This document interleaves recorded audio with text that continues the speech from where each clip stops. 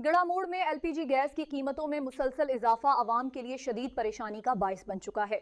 चंद हफ्तों के दौरान एलपीजी सिलेंडर की कीमत में नुमायां इजाफा हुआ है। मजीद बता रहे हैं हमारे नुमाइंदे रशीद हैदर गुजर की, आगाह कीजिएगा।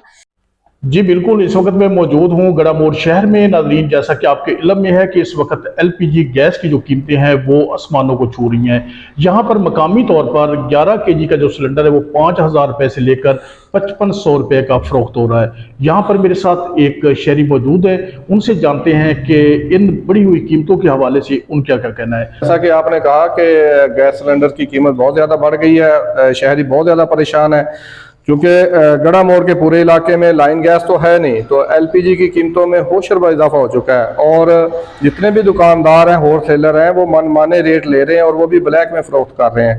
तो गरीब आदमी तो जैसे बिल्कुल उसका चूल्हा तो ठंडा ही हो गया है। मेरी हुकूमत पाकिस्तान से, हुकूमत पंजाब से गुजारिश है कि वो फिलफौर इस वाक़े का नोटिस ले और इसमें खातिर खा रिलीफ फराम करे आवाम को, जैसा कि पेट्रोलियम मसनूआत की कीमतों में रिलीफ दिया है। हमारी गुजारिश है कि एलपीजी गैस में भी रिलीफ फराम किया जाए।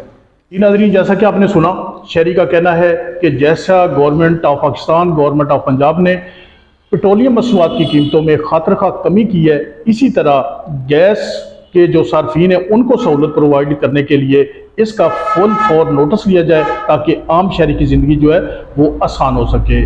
जी रशीद हैदर, बहुत शुक्रिया आपका।